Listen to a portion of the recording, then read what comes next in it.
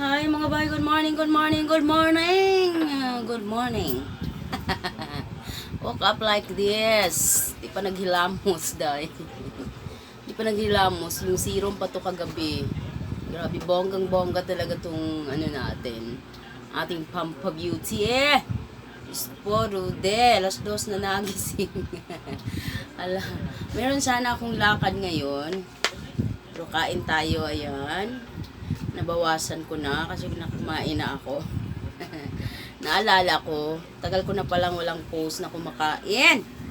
Kaya kain tayo. Talaga hindi pa ako naghilamos mga kapatid. Kagabi pa to na serum. Bongga talaga tong ano natin. Ating beauty products. Ala. Kain tayo itong ulam ko. Yan, nagulay yung aking uyab na pula. Kasi siya ang kusinero ko ngayon. Dahil busy nga inyong ina, inyong Inday Kabkab, sobrang busy sa paghanap buhay, pag-asikaso sa inyo.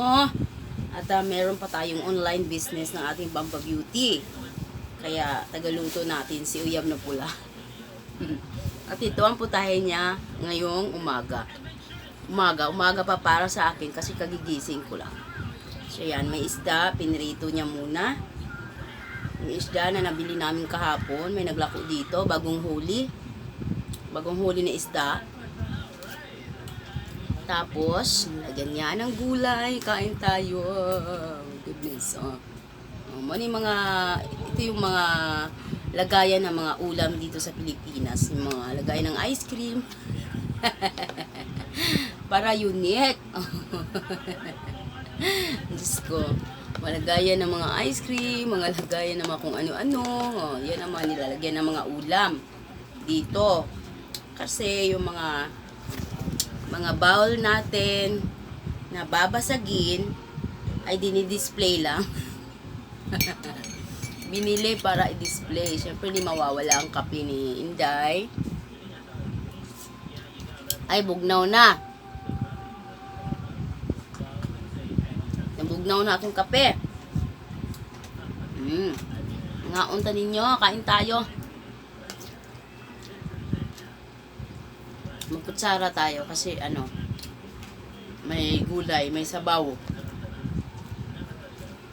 Pag may sabaw, kailangan magkutsara.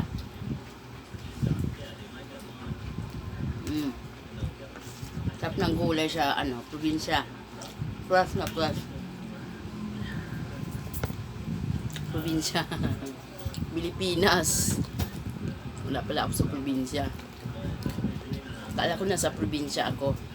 Kaya na, bagong gising, nananaginip. Gusto ko na talagang umuwi sa amin. Kasi gusto ko nang tapusin yung bahay ng aking magulang. Kahit simple lang yung sa likuran, gusto ko kawayan lang. Tapos sa harapan, kawayan lang din. Tapos sa tulugan, yun ang concrete. Kayo sala-sala, kunyari. Ayan. Hindi ko ba kayo na-tour doon sa bagong pinagawa kong bahay Kasi pumunta ako doon, busy ako. Lagi akong gumagala. Kung nakikita ninyo, yung nagbukas ako ng package, kung naalala ninyo, kung sinong nakapanood nun, yung ginamit ko sundang, ginamit ko itak. Yung isang bahay yun, yung lumang bahay namin yon, yung maraming puno. Kung wala lang yung mga ugat ng puno, lumipad na yung bahay namin. Kasi daming butas. Airlaps masyado. Doon natutulog yung aking mga napakagwapo at napaka-cute na mga junakis. Doon sila nagtitiis na matulog. At nga ganun yung sitwasyon. Butas-butas. Pero pagdating ng panahon, sana pag makauwi ako, medyo okay na yung bahay. Meron na yung kwarto meron na yung 2 kwarto, may sala. Wala nga lang kusina. Inuna yung tulugan. Wala pa nga lang kusina yon, tsaka yung kwarto at tindahan ng mama at papa ko sa harapan. Kwarto nila at the same time, tindahan nila yon at kahit pa paano meron silang hanap buhay na parang enjoy lang nila ang buhay nila kahit pa paano. Tapos katabi ng kwarto nila, kalahati doon, kwarto nila at tindahan, kalahati naman balkon. Yun yung ako ang engineer doon. Tapos sa pangalawang step, kalahati sala, kalahati naman dalawang kwarto. Ay Diyos ko, may tinik. Tapos sa likod nun, kusina at syempre CR. Yun yung aking plano. Kain-kain tayo. Kung sana kung nakauwi kami noong first week of April, kasi hindi natuloy kasi nga dahil sa kinakaharap natin ngayon na problema sa mga problema ni Kuya Germs. Kaya hindi natuloy ang pag-uwi ni Inday Gamay. Dapat nakapadidit na siya dito sa buntod. Marami na sana tayong bukid adventure. Umuwi kasi ako doon last March.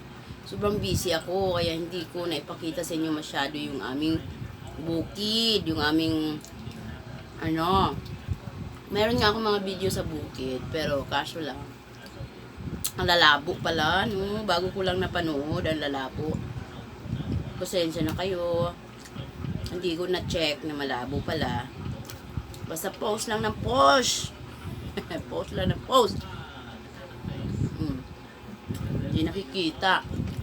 So yun yung moment na naalala ko sa ngayon, yung mga video ko pala nung nasa bukid, nasa amin ako, malalabo pala. So merong mangyayaring merong mangyayaring improvement, di ba? Pag maalala natin yung mga video natin, mga nakaraan, merong improvement dyan na mangyayari. Don't ever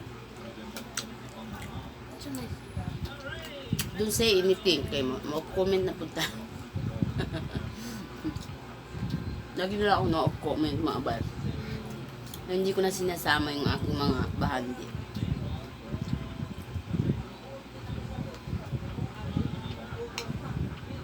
Kape tayo. Gulay sa umaga. Gulay, mas sustansya kailangan. Kasi lagi na lang tayong nagpupuyat. Gusto ko dati, kinakain ko lang yung mga ganito sa Kuwait. Dito pa hindi ko na kaya.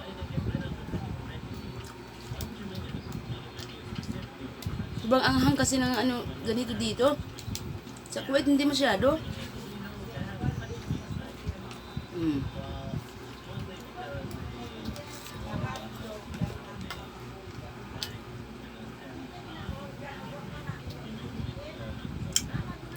Kain. Mga kapatid, kain tayo. Mga boys.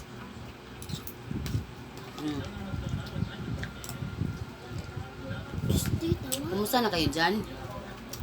Busy talaga ako as in. Lalo na ngayon, may team ako sa Team Lusob. Mga bagong YouTuber, mga bago lang na YouTube, tinutulungan ko. Gusto ko lang makatulong. Gusto ko lang ma-share yung aking mga experience dito sa pagbablog. Kasi ang kagandahan lang kasi dito sa pag-vlog natin, parang nag-iipon lang tayo dito ng ating mga memories. Diba? Gumagawa lang tayo ng ating album dito sa ating pagbibideo. Pagdating ng panahon, pagdating ng mga paglipas ng mga panahon, meron tayong mga alaala na babalikan at mapapanood natin mismo ang ating mga sarili. At matatawa na lang tayo. Na, uy, ganun pala ako noon. Ganon. Ngayon nga, pag pinapanood ko yung mga video ko nung nasa Kuwait ako, Diyos ko, tawa ko ng tawa talaga as in. Alam niyo na, idol ko ang sarili ko. Saludo ako sa sarili ko, di ba? Huwag niyo akong sisihin kasi uso na ngayon ang self-supporting. So, salamat talaga sa inyo kasi hanggang ngayon nandiyan pa rin kayo nakasuporta. Kaya sobrang salamat talaga. Napakalaki ng utang na loob ko sa inyo dahil sa inyong pagsuporta sa akin hanggang ngayon. Yung pagmamahal sa akin hanggang ngayon. Sobrang salamat. At lalong masaya ako ngayon kasi ang dami kong anak ngayon sa Team Lusob. Yung aking advocacy na tutulungan ko yung mga small YouTubers para kahit papaano part ako ng inyong pagiging successful balang araw sa inyong pagiging YouTuber. Sana wag niyo akong kalimutan na wag sakaling successful na kayo, wag sakaling mas trending pa kayo kaysa sa akin. Huwag niyo akong kalimutan, dito pa rin ako.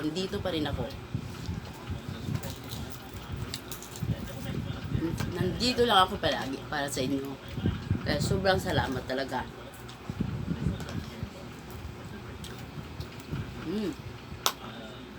Kain tayo nito kasi gamot daw to. Manghang na. Ito. Yung dulo lang pala, hindi masyado.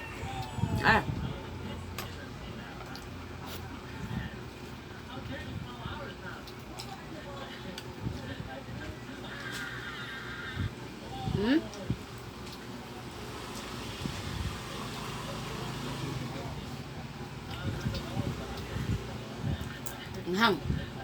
Luha ako. Di ba pala, pag matagal ka nang hindi nakakain ng sili?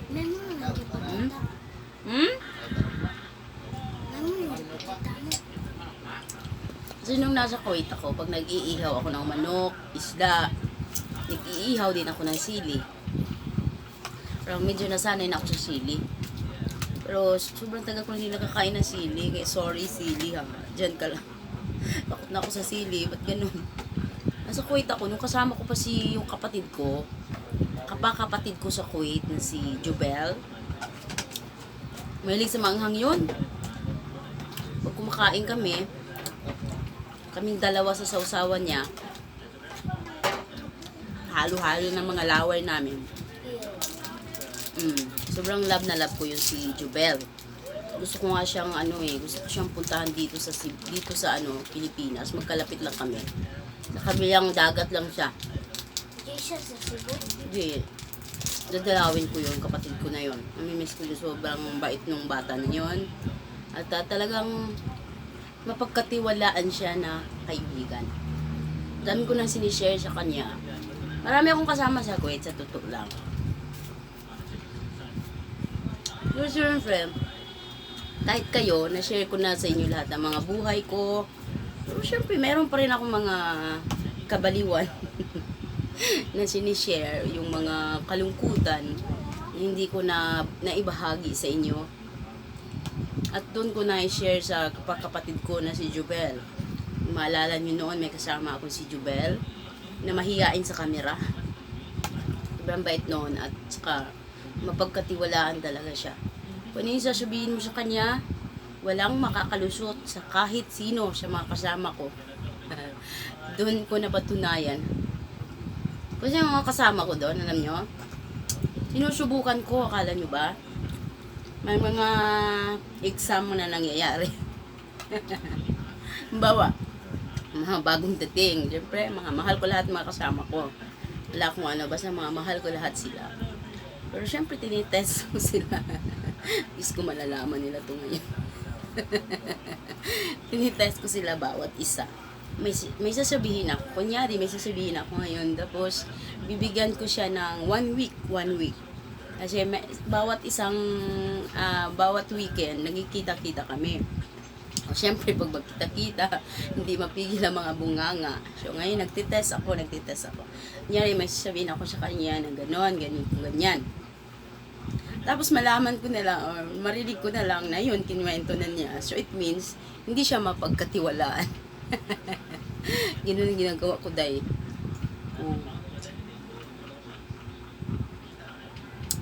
Tapos, yung isa naman ni-exam ko. Although, mga mahal ko sila lahat, ha? Mga mahal ko sila lahat. Pag magkikita kami, lahat sila laging may pasalubong sa akin na pagkain. Siyempre, yun lang ang kaya kong ibigay. Pagkain, pagmamahal, at siyempre, tawanan. Mga joke-joke dyan. Yun lang ang ibigay ko sa kanila. Pero siyempre, merong mga times talaga na kahit ganun yung sitwasyon, masaya lang kaming lahat. Pero meron talaga mga kanya-kanyang ugali. Yung mga kasamahan ko. At ako lang yung nakakaintindi doon. Ako lang yung nakakakita doon, nakakagets doon. Tapos yun ang ginagawa ko. Tinitest ko talaga sila. Oh. Tapos yun, isa lang talaga ang napapatunayan ko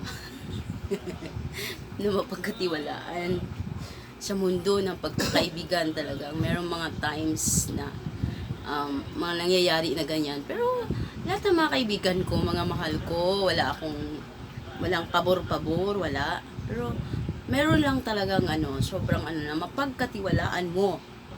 Kahit anong mangyari, hawak kamay, kapit kamay siya sa'yo, mga ganon. So, mga kasama ko, may sabihin ako, nyari may ganito, ganyan. Tapos malalaman ko na noon, sasama nyo. Ganun lang ako. Kasi masaya lang, dapat masaya lang. Mga kaibigan natin, hanggang dito na lang ako. Maraming salamat. Gulay na lang ito. Pusin natin, sayang. Parang ayaw pa niya. Tumatalo. Namimiss ko na yung mga kasama ko. Kaya mag-alala. Mga mahal ko kayong lahat. Pero syempre, alam natin, meron tayong kanya-kanyang pag-uugali. Ako, aminin ko, minsan lang, no? Meron lang akong nasabi, hindi nyo nagustuhan, pero hindi nyo lang kayang sabihin sa akin. Kasi nga, mahal nyo ako. Okay lang mo sa akin. Mas maganda nga na magprangkahan. Na,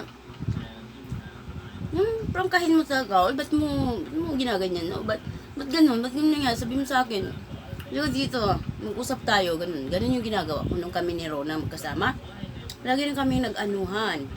Sabi ko kanya, hindi pwede na hindi tayo mag-usap. Ika dito, umupo ka. Ganun ko palagi si Rona. Doon kami sa kusina. Hindi pwedeng laging ganito. Isa lang dugo natin, magkapatid.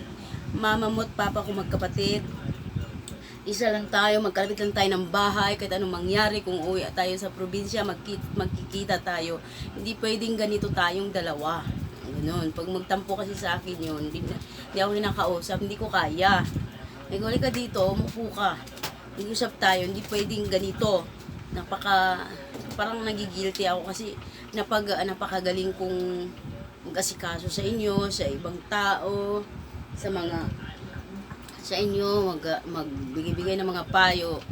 Pero sarili ko, hindi ko kaya. Hindi ko kayang isolve yung problema ko. Hindi pwede, sabi kong ganon. Yan ang panindigan ko sa sarili ko. Kaya ayoko yung nagtatanim ng sama ng loob. Pag nagalit ako, nagalit lang ako.